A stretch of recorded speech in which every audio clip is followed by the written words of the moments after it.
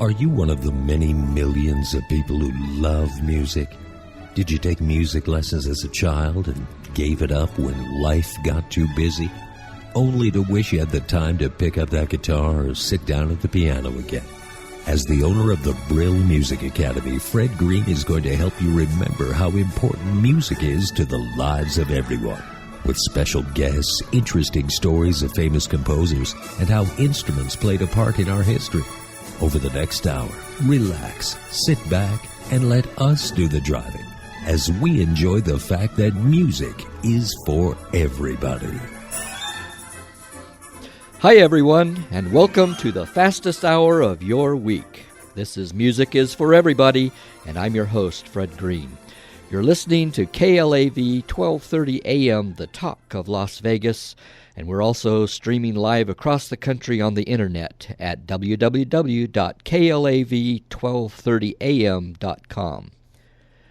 Today we'll be talking about choosing the right music school for you. In fact, you can call the show today A Consumer's Guide to Choosing the Right Music School, things all music students need to consider before they start.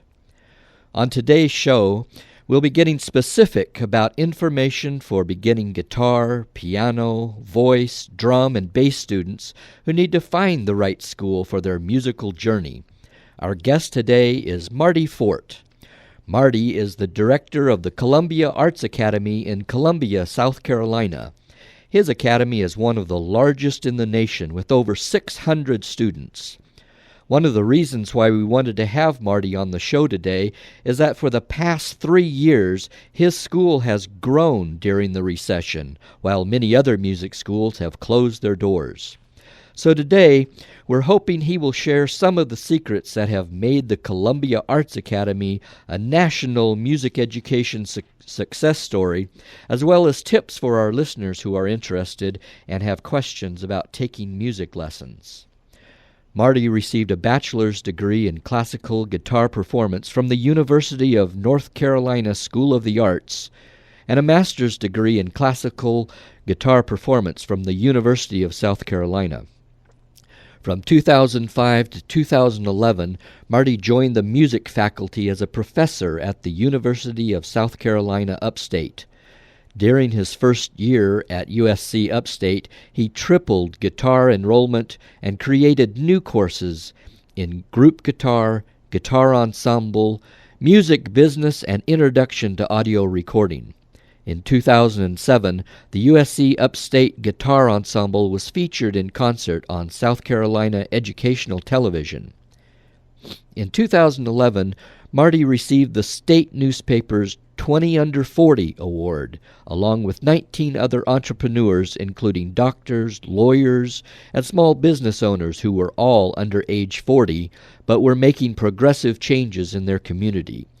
He has since retired from teaching music and is now serving as the director of the Columbia Arts Academy full-time. You can learn more about Marty's school at www.columbiaartsacademy.com. Welcome to the show, Marty. Fred, how are you? Very good. And you have a good Christmas? Absolutely. How was yours? It was good. This year has flown by, and it's hard to believe that tomorrow's the last day of 2011, and the New Year's just fastly approaching. But it's been a great year, and we'll talk more in detail about today. About how we had a good year, despite tough times. Absolutely, and we're all looking forward to a great New Year. Marty, let's just get started here. Tell us a little bit about Columbia Arts Academy. Well, Fred, we are a community music school. We offer music lessons on guitar, voice, piano, bass, and drums. We started in 2004 with just 2 teachers, one of which was myself, and 30 students with 2 rooms. And today, talking to you, we have over 30 teachers and 600 students. That's great. Well, I know that the recession has hit a lot of music schools very hard, but yours has grown to become the largest in the state of South Carolina. How'd you do that, and why do you think that is? Well, for those listening, I think it's basically 3 things. And, so the first one is, as a business, Fred, we're concerned more about the student than we are with ourselves. And, I know a little bit about you as an educator, so you've been in this field for a while, too. And, we all know situations where a lot of schools have great teachers, but they feel like it's their job to tell the student what they're going to learn. So, for example, a lot of people listening today have memories, of quote-unquote, old ladies who taught piano with rulers in their hand, and it was a negative experience for a lot of people that I talk to that come our way. But at the Columbia Arts Academy, the first thing that's really helped us to be a success is we only partner with progressive, positive, fun teachers who are focused on the students' goals and not like the teacher's agenda. And so to be specific to that point, we're the only school in Columbia that has each student fill out a new student survey when they register. So let's say you register today, Fred. Before you would register, you would sit down and you would fill out the questionnaire and you would write down why you were here, what was your favorite music, what you want to get out of lessons, and then we pass it on to the teacher. It's reviewed by the teacher before the first lesson. So in other words, the first step, Fred, is we really go the extra mile. And that gives a really personalized treatment. It's part of our mission to ensure that students get exactly what they want out of the lessons or what parents want for their children. As we found, everyone wants something a little different. Everybody is a little different. And many schools just use one method or a one-size-fits-all approach. But at the Columbia Arts Academy, we use a unique, personalized approach so that every student is able to achieve their personal goals. And I think that's been one of the biggest things that's helped us get through the recession. The second is, Fred, we have an extremely parent-friendly environment, and I would say the most parent-friendly environment in Columbia, which is our town. We allow parents to sit in on lessons. We have glass observations on every teaching room. We have an open floor design plan where the rooms are in plain view for everyone there. We have a waiting area, with Wi-Fi, bottled water service, toys. And what I found with the culture is a lot of parents socialize with other parents during the child's lesson or bring their laptops to catch up on work. And that has definitely made it much easier for people to want to do business with us because it's just an attractive environment for parents. And the last one, quickly, is just we have a community, and it's a one-of-a-kind community, and that we're not a small school, Fred. 600 people come in every week, 7 days a week. It's a thriving environment, so children can see other children taking lessons. They get inspired. They get exposed to other instruments, and it's vital that children are exposed to other instruments. So a lot of people listening to this just got instruments for their children, for Christmas maybe or a birthday or something, and you really want to be in an environment where they can see what other people are doing, especially their peers. It's so important. And a lot of our competitors, Fred, they're just retail stores with lesson rooms in the back, and that's kind of a vacuum that's not conducive to community. When you walk into a music academy and the first thing you see is a large music instrument retail room, you can pretty quickly gauge whether they're about teaching or whether they're about selling instruments. But at our school, the Columbia Arts Academy, we are all about teaching. We do a very minimal amount of retail, but our parents get monthly newsletters. They get free admission to our recitals. They get a free picture day for their kids, which is big, student discount cards, and it's just a one-of-a-kind experience for parents and students, and that's been a big, big component, I think, for any business that's gonna break through the recession. That's great. Let's talk a little bit about guitar lessons. What's the best way to get started on the right foot, and what equipment would they need? Well, a lot of people have questions about this, and I've taught guitar for over 20 years.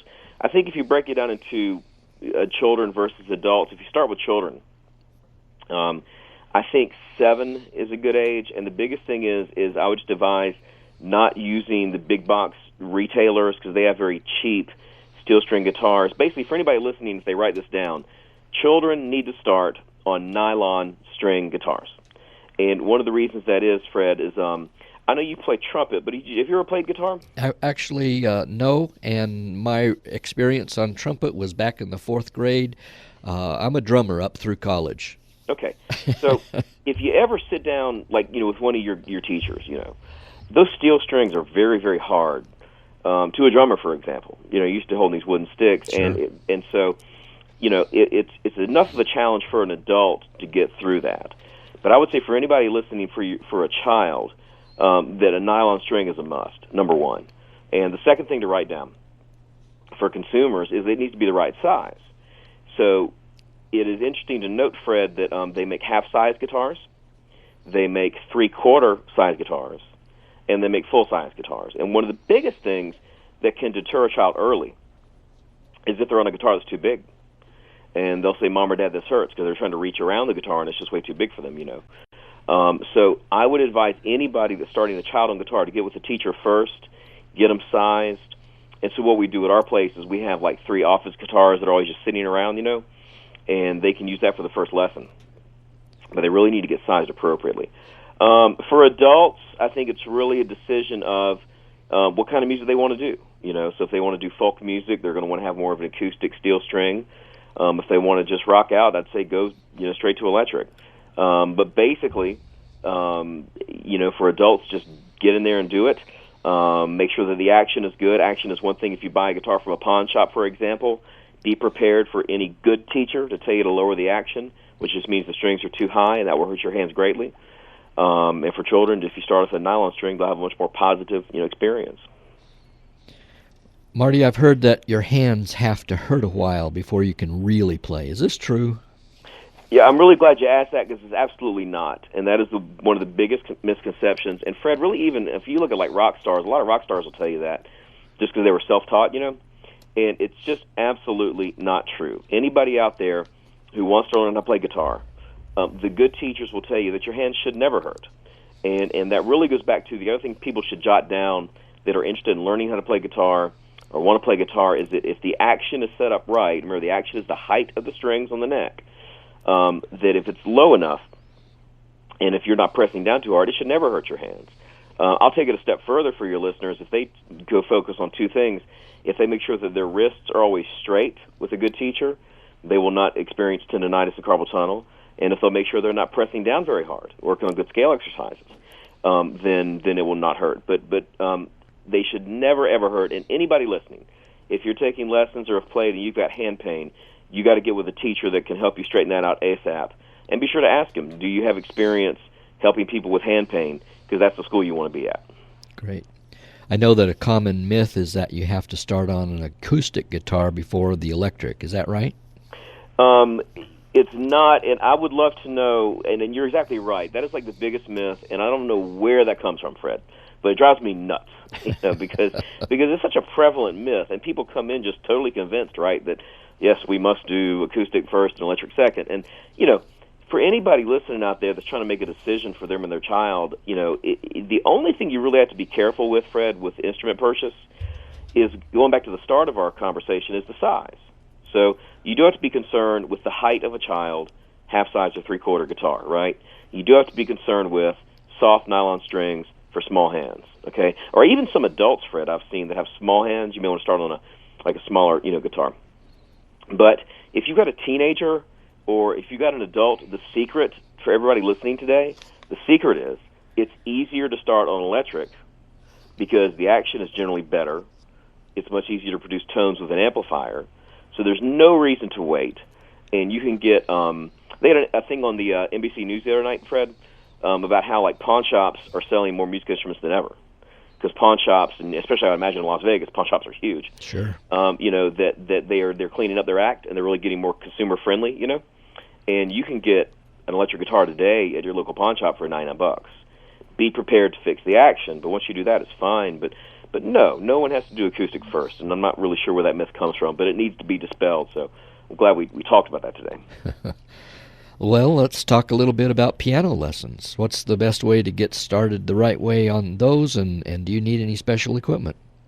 Well, the biggest thing for parents is the equipment question. That a lot of parents are convinced that if they're going to start their child on piano, or if they're adults and they're going to start on piano, that they have to have a full-blown, full-size acoustic piano. And I genuinely just don't believe that as an educator.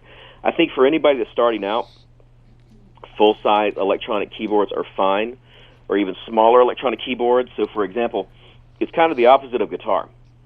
You can go to a big box retailer and for $99 get a good Casio keyboard, 64 keys, full-size, adapter, stand, everything, and, work on 2 octaves, which is basically about the size of, 2 feet if you look to the width. And that's plenty to get somebody started to say, yeah, I like piano, I want to do this. If you're going to go to phase 2, I would not recommend purchasing the piano. I would recommend renting. I mean, in Columbia, Fred, you can rent a piano $35 a month. In Las Vegas, do you know what the rental market is like there? Do you have any information on it? There's not a whole lot of piano rental opportunities here that I've seen. Okay. Well, we got people all over the country, so wherever everybody is, I would recommend in the local market you're at, if you do have rental rates, go for it. We're fortunate in Columbia, and I'm not sure why, but there are a couple of piano retailers who will do rental packages, 6-month minimums. They will do rent-to-own packages. They will do, I'm sure in Vegas they have some financing. They can probably finance it. But I would encourage them to do that. Don't go out and go hog wild and get some, baby grand piano. Just work into it steadily. But yeah, electronic keyboard is fine to begin. Then work on a rental piano or purchasing one, and just dive in. And at age 5, I forgot to mention that. I don't know about your school. We started them at age 5 at our school. How about yours? Yes, same thing. Yep, age 5 is the youngest that we'll try to do them. If they're 4 and a half, whatever, we might do a trial lesson just to see if they're able to sit through that 30-minute lesson, just to see if they can handle that on their own. And you hit the nail on the head, Fred. That is really the trick for parents listening that really have this burning desire for a 3 or 4-year-old. It really is a question of do they have the maturity to sit down with somebody for 30 minutes? And even if they can make it through 1 or 2, doesn't mean they're going to make it through 3 or 4. And you just got to wait for the right time. But I would say definitely 6-year-olds and 7-year-olds are pretty safe for piano. We got students, in their 70s taking piano. Absolutely. I think I've mentioned before on other shows that our oldest student has been 91 years old. Mm-hmm. So you're never too old. Well, that goes back to the title of your show. Music is for everybody. I think hopefully what they're getting, the secrets of being successful on an instrument are, when you're looking for a school, look for personalized attention. Make sure they know what they're talking about as teachers, and just dive in, The only other thing that I would add about the keyboards that I tell parents is that you want to get a keyboard that has touch-sensitive keys to where, when you hit them lighter, it's a softer, quieter sound. If you hit the keys harder, it's a louder sound. And it's not, controlled by a volume control type thing only. Sure, absolutely. Do you have to learn how to read music before you can start?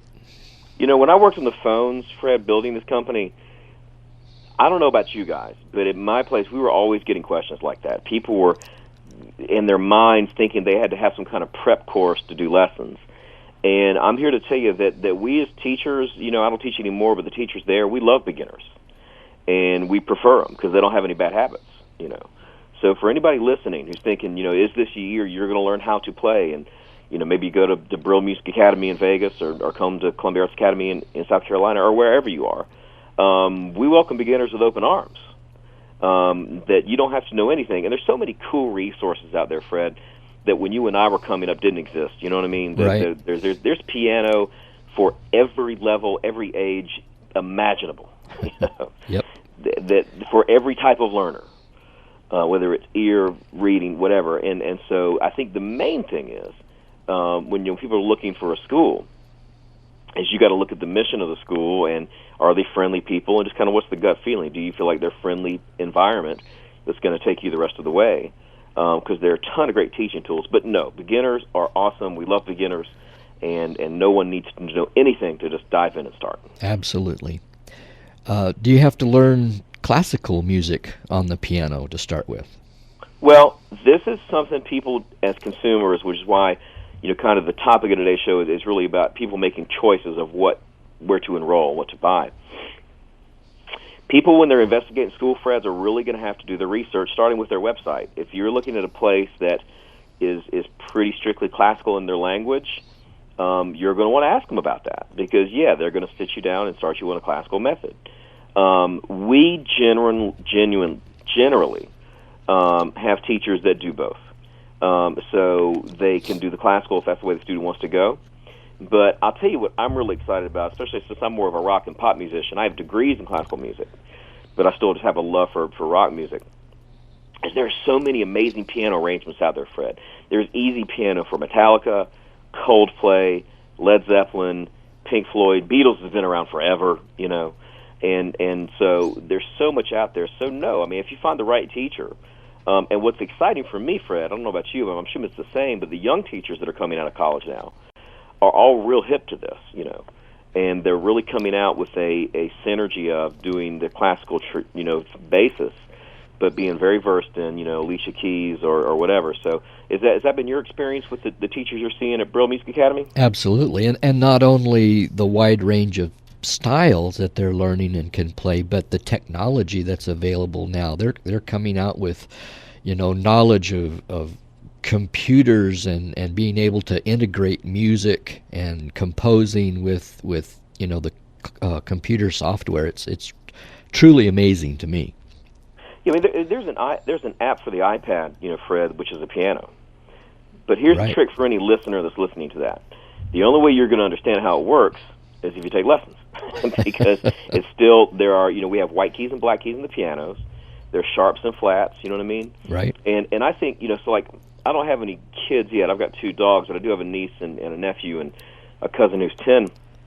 And I take the lessons at my place every week, and I have required all of them to do piano, because for parents listening, piano gives you the basis in harmony, which is chords, gives you the basis in melody, gives you the spatial reasoning. So for any parent out there listening, I think all of your kids got to do piano for at least a year.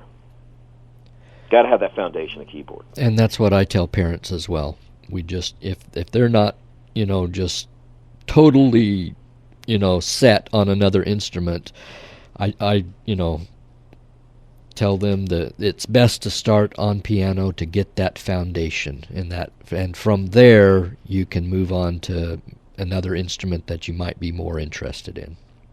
Yeah, because parents are worried about investments. Our parents that are listening to this are, accountants, doctors, lawyers, tradesmen, whatever, right? They're not musicians. They're just normal folks, right. And so they are really worried about getting a return on their investment with their children.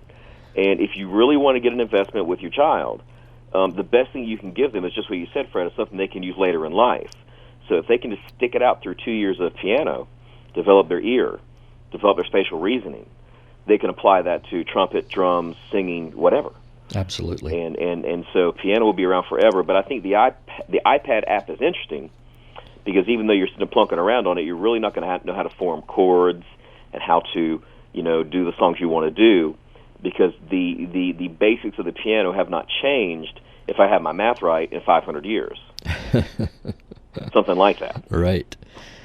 Well, Marty, let's talk a little bit about voice lessons. I know you do that, and we do that, and it's pretty common. What's the best way to get started with vocal training, and does a person need any special equipment for that? They really don't. The biggest thing I would say, anybody listening that is interested in voice lessons, if they have a pen, and voice is super hot right now between the X Factor and American Idol and America's Got Talent, which for Christmas,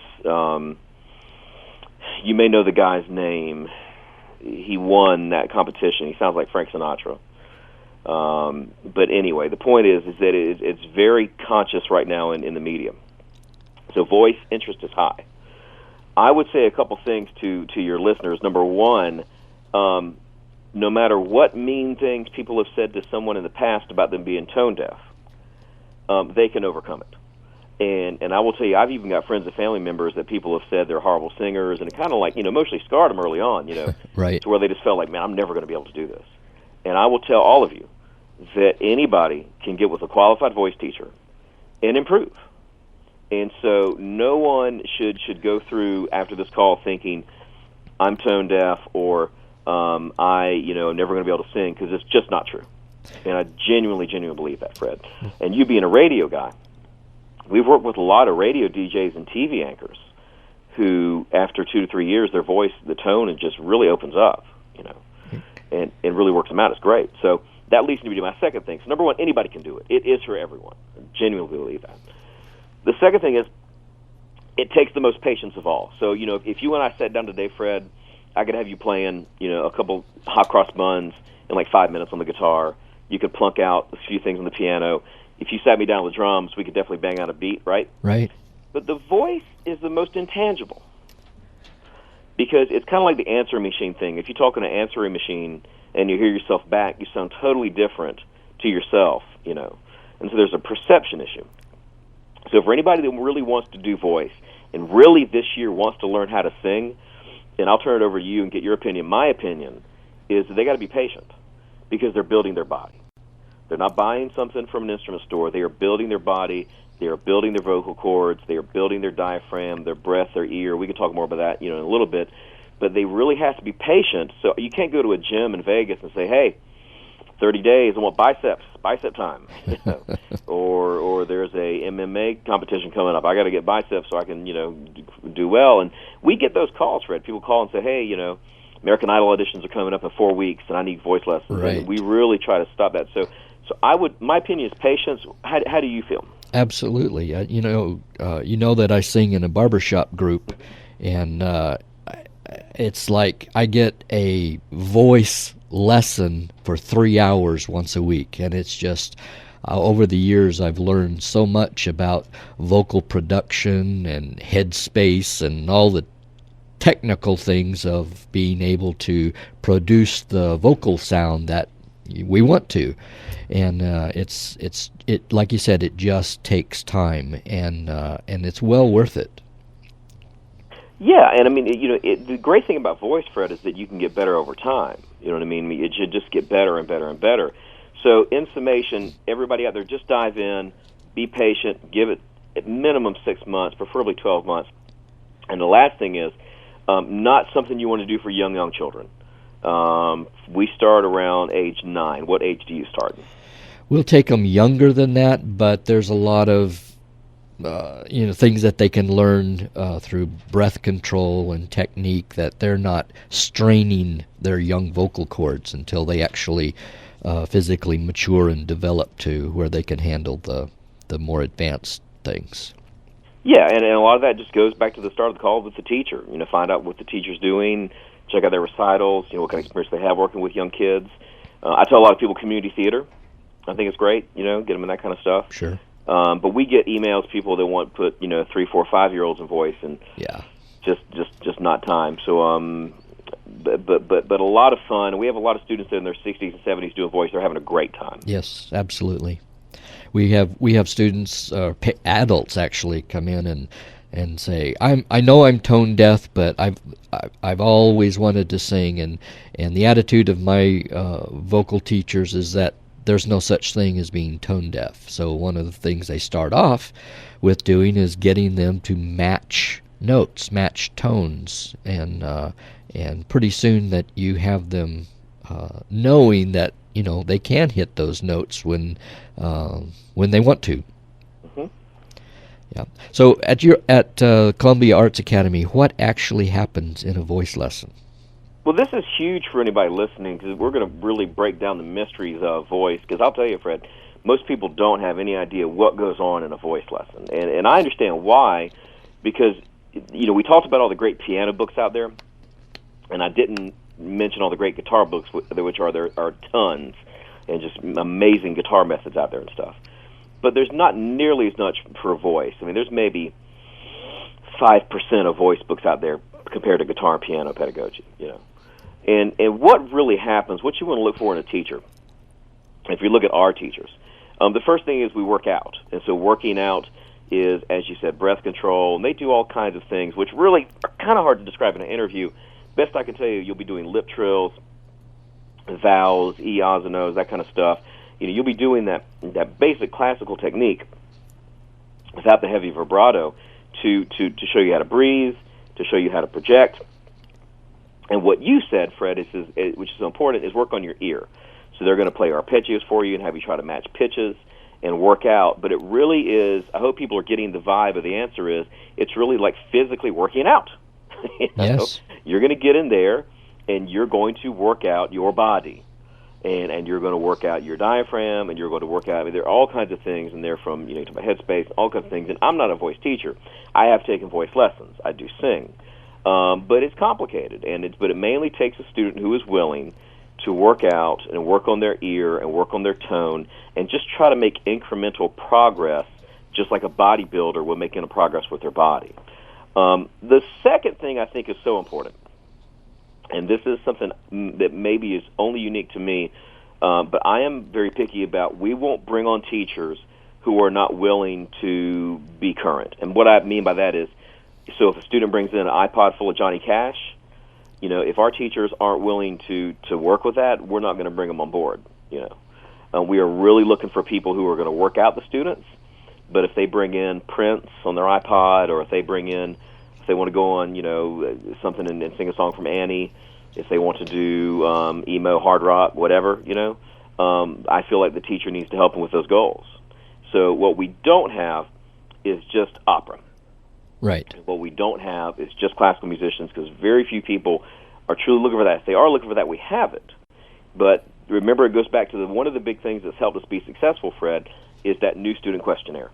So when people come in, student writes down, hey, I like Johnny Cash, or I like, Beatles, or whatever it is, and then they go with that. So it's a mixture of working on what they've brought to their lesson, and then our recitals are big. We do recitals every May and December, and I think it's super important for all students to get on stage and just work on it, And we rent out the Recital Hall at the University of South Carolina, which is a beautiful recital hall, amazing acoustics, And even with that, we still use a sound system, so if they're very soft in their voice, which a lot of children are, they can still be heard.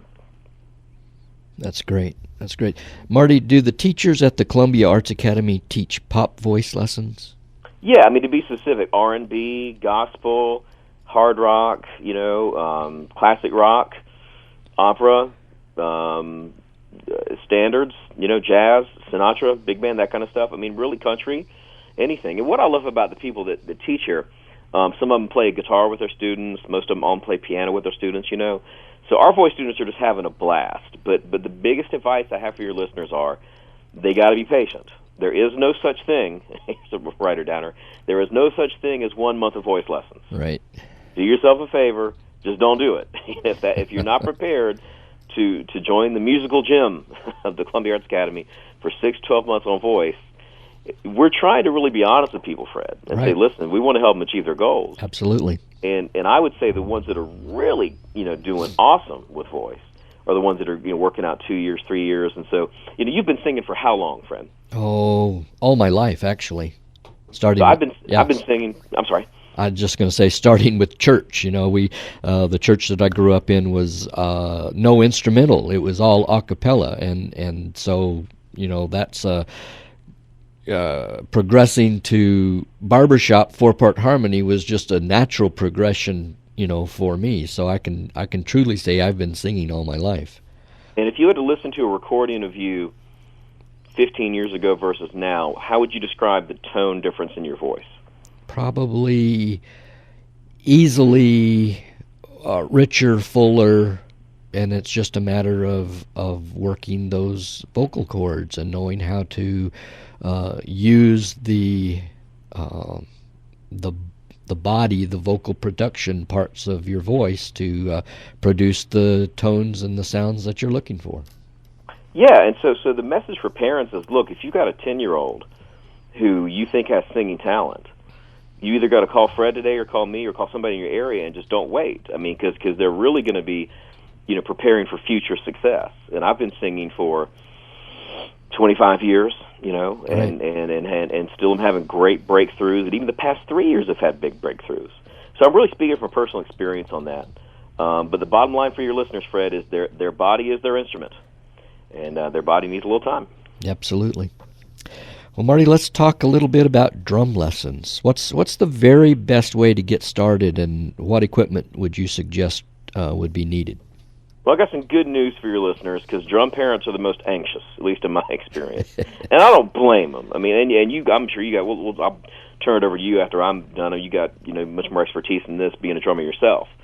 So what we do, we'll compare, is we generally just try to get the student started on a pad. And so we sell a rubber practice pad for $20 with sticks, and that way they can practice their rudiments at home, and they can go through their materials and paradiddles and all that drum stuff you guys do. But basically, when they come to the lesson, we actually use electronic kit. And the reason we do that is for volume, that we are not really set up to have acoustic kits. A lot of schools do.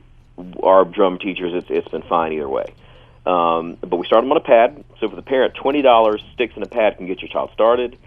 And I would say give it 6 months. If they show you that they are genuinely ready to do this, we're looking out for parents. We're not trying to sell drum kits. Right. And so we really, if the child is serious and they make it through the pad and sticks for 6 months, then it's time to to talk to the teacher and get serious about a drum set. So that is great news for parents. The pads are not nearly as loud as a full kit. And then we recommend a lot of our kids have electronic kits at home, because electronic kits, they can use headphones, they can play with their iPods plugged in, there are a variety of things, and then if they do good with that, then maybe go full-blown on the acoustic. So that's kind of our path, generally. I mean, some go straight into the acoustic drums, but drum parents have options, and it doesn't have to be starting with a full kit, at least in our situation. But Fred, I don't know what you're going to say. I may get a totally opposite answer. But at your school, how do you guys do it? Well, we actually have two sets at the Brill Music Academy. One is acoustic and one is electronic. And what I've done on the acoustic set, because we have the same situation as you do, we just can't have drums blasting through all the other lesson rooms, is I've put what's called mesh heads on those drums, on the acoustic sets.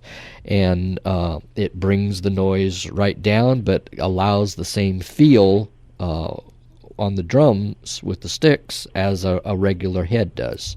So, if parents already have an acoustic set at home and they're messed up, angry all the time because the kid's in there banging away and I got to turn the TV up to hear it, then mesh heads are the best way to at least in my opinion, of making them a lot more quiet.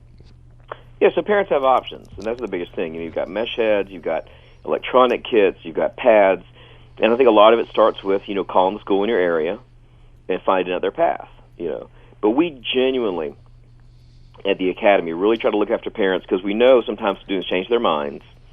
And that's what a lot of your listeners and our parents are worried about, Fred, is they're going to make an investment, it's going to last 90 days, and then it's going to sit there and collect dust. Exactly.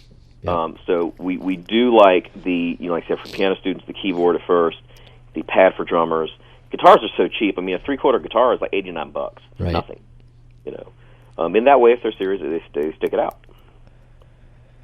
I tell people they spend about the same amount during the month at Starbucks as they would to get a good guitar.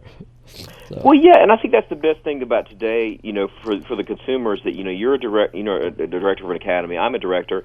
We really genuinely are not out to try to, to just push this expensive equipment. We're teachers, and we're really trying to transition people into that. And I personally, over the years, what I've learned, Fred, is just a lot of people have anxiety about getting started, which is what I'm really hoping to, get everybody to understand in this call, that they should have no anxiety. You find the right school and get in there and do it smart, you know what I mean? Right.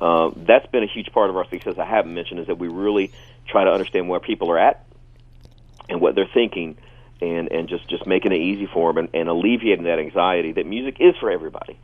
And they just got to start and get started with the right guidance, which hopefully this call will help them today. Absolutely.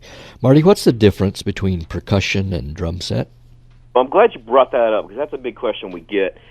Percussion is something you see, this weekend there's going to be a lot of football games happening. And when you see those marching bands at halftime, they're not on a full drum kit out there on some trailer. They're all playing percussion, which is a variety of things. But basically, high school bands have a lot of percussion. You might be able to jump in some of the terms. I mean, what are some of the terms for, there's timpani and there's big bass drums. What are some of the most popular percussion things out there, Fred? The snare drum, the tom-tom, the bass drum, those types of things. I'll admit to this. Growing up through school, I was in concert and marching band, and it's a whole different skill set to be able to sit down at a drum set and play with your hands and your feet all together, and that is not my forte. My hands do not talk to my feet. So I can sit and I can play along and read the music for, concert and marching band, but drum set is beyond my limited abilities in that area. But it sounds like at the Brill Academy, you guys have got the acoustic kit and the electric. Now, it sounds like you guys are mainly teaching drum set, though. Yes, absolutely, yes. And we are as well. So what you just said is super, Fred, that for parents out there, when you're finding the right drum teacher, the majority of students, if they're not doing concert band, if they're not doing marching band, if they're not doing all-state jazz, that kind of stuff, they're going to be playing drum set. And that's what we teach, 99%. We have the odd student here or there, Fred, who really buddies up with their teacher and may want to do some percussion help on the side Right. to help with that concert band stuff, and that's fine. But yeah, it's a totally different skill set. And if your child or yourself wants to do blues, rock drums, country drums, metal, whatever, you're really talking about drum set. And that's what we teach at the Academy. Okay, great. For you, for the Columbia Arts Academy, how important are recitals in the learning process? I think it's everything. It's something I did a lot as a child. Sounds like you did too, Fred, with all your different experience in those bands and the choir and church and stuff, and I think it's everything. We don't, push it on anybody. So they don't have to do it, but I think for kids they should, and most of ours do. We just had, so we got 600 students. 2 weeks ago at the University of South Carolina, the School of Music, we had 300 in 2 days. Wow. And it was an awesome, 2 days of music, everybody playing, so everybody plays by themselves, everybody plays a solo piece or with their teacher, and I think it's vital. And I'm really proud that we, provide ours for free for our parents, and we rent out the Recital Hall, which is a gorgeous hall, and they can bring whoever they want to come and check it out, but I think recitals are everything. Yeah, we do the same thing. We only do once a year recital in the spring, and we rent out a large church auditorium with a grand piano and a nice stage and sound equipment. We even take video of it. So it's a very nice place. We've been there for several years now, and I think the parents really appreciate and enjoy our recitals. I know I do, because I get to see how the kids are progressing, and something that, in and out of the school myself, I don't get to see and hear that progression, but seeing them in recitals, it's very evident. Well, yeah, here's something, that just came to mind for anybody that's listening now who in the past has had a child that didn't practice. And the light bulbs are going off now, Fred. Or currently has a child that doesn't practice. I will tell you, my firm belief is the best thing you can do as a parent is just make sure that, if you're at Fred's place, you're signing up for the spring recital.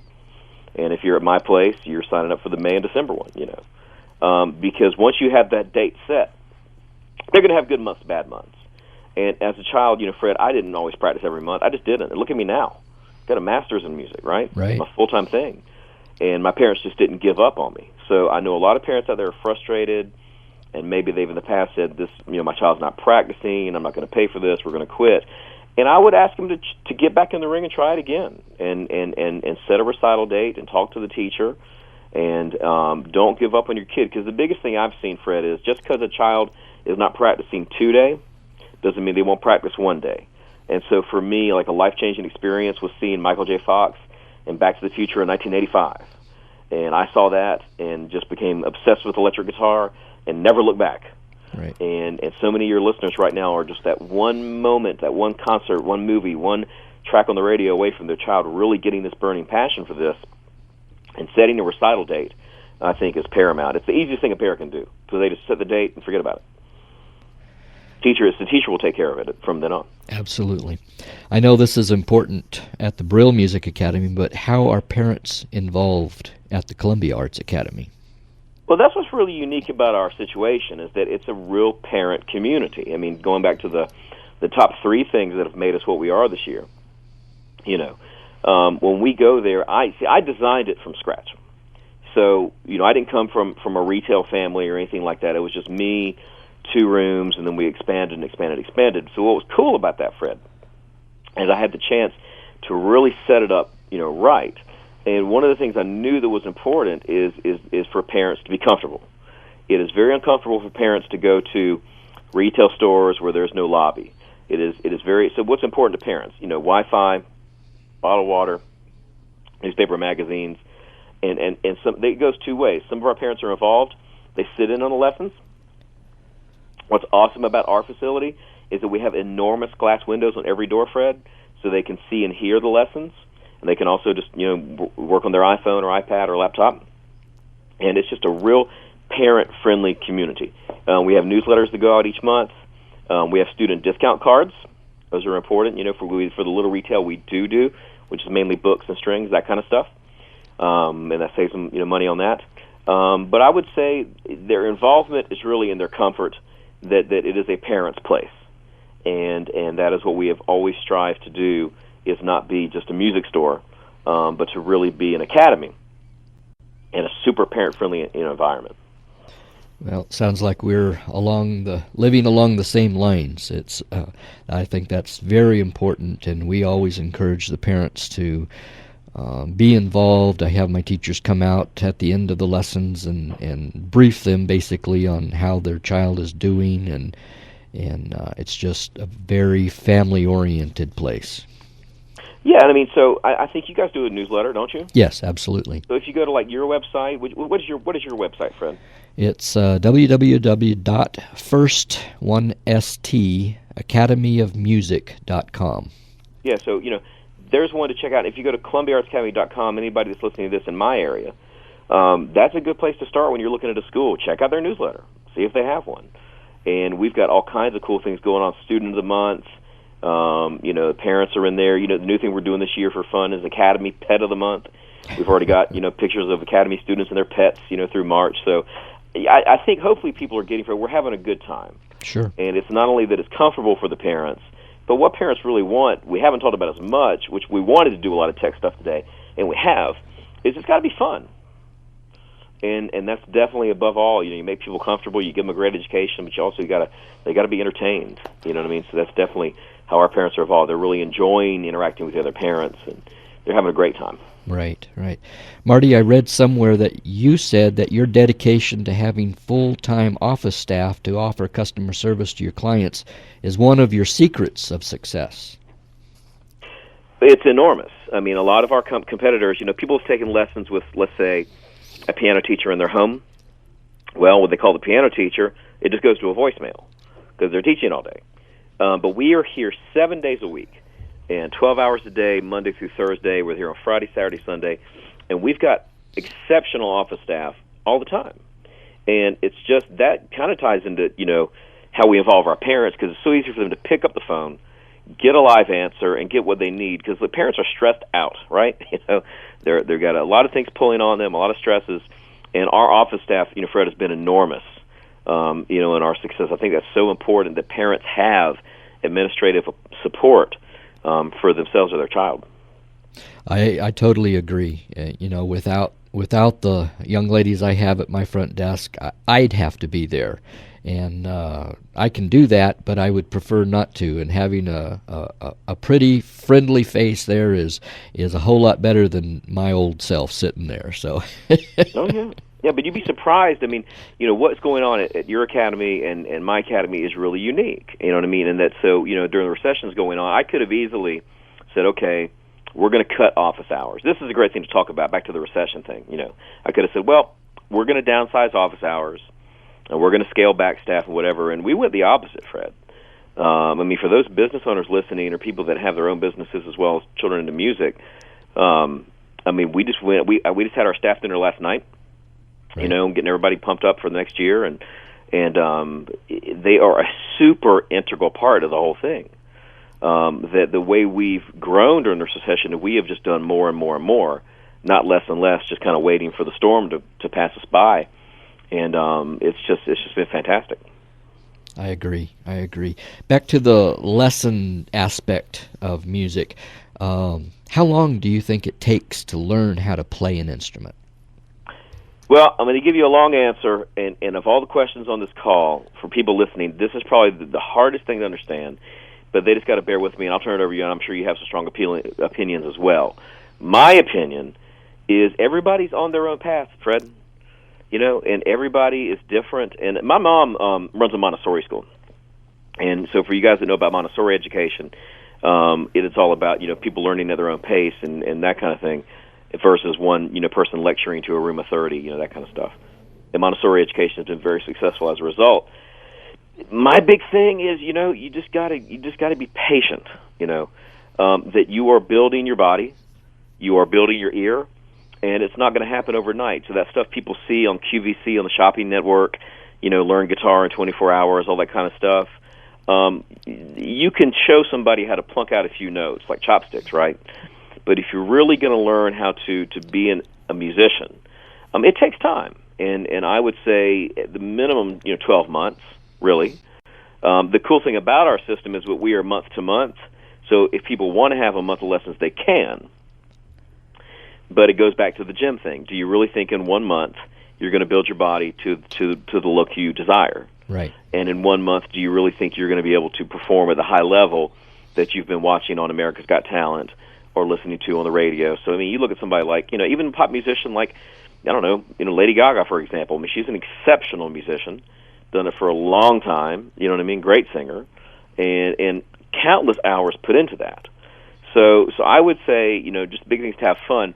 And the one thing I'd like to say is, number one, with children and adults. With children, just be patient, set recital dates, know they're going to have good months, bad months, Fred. Some months zero practice, some months they will, but just as a parent, hang in there. My mom didn't give up on me, and if she did, I wouldn't be talking to you today.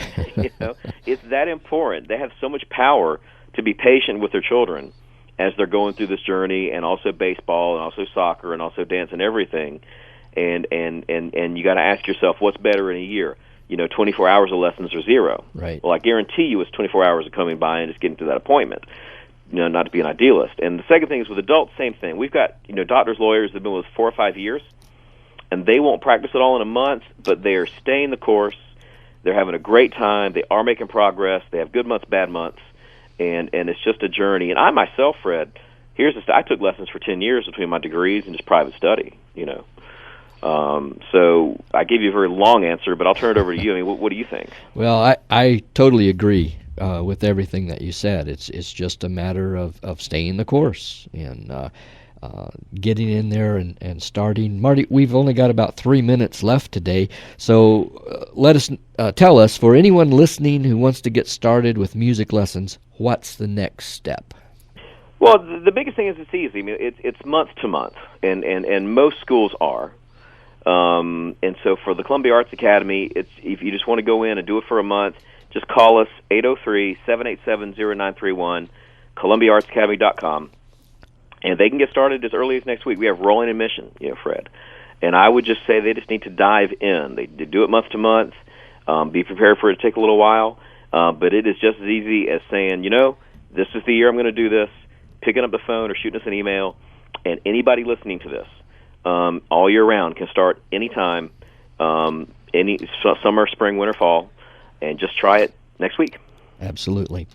And anybody here locally in Las Vegas, call the Brill Music Academy at 702-212-8745, and check out our website at www.firstacademyofmusic.com, and get started today. There's no time like the present. Well, Marty, you've shared a lot of important factors to your success, but I'm sure a lot of our listeners would like to know even more. Maybe some of them are small business owners as well and are really struggling. Are there any other success secrets in the about 2 minutes we have left that you can share with those listeners who want to beat the recession? Well, yeah. I mean, I think the biggest thing is you've got to be doing things that nobody else is doing. So, for example, for us, it's being there 7 days a week. Not shrinking your staff, but going the other route. We do guitar, bass, voice, drums, and piano all in one location. None of our competitors do that. Professional office staff, university recitals, all-inclusive recitals, fully stocked lesson rooms. I think the biggest thing is Fred, is that it's tough out there, but we've all got to find ways as owners to be offering more than ever. And if you're offering more than ever, you're going to beat this recession, and I really believe that. Absolutely. Marty, I've really enjoyed having you on the show today. Thank you for sharing your business success secrets and all the great information about choosing the right music school with our listeners. I appreciate your time, and I know we'll be talking again soon. Great. Thank you so much, Fred. Happy New Year. Happy New Year. And as we close out the show today, we're going to play a little bit of from the Capital City Playboys. Marty is actually a member of this group and plays guitar with them. This song is entitled Roll the Dice.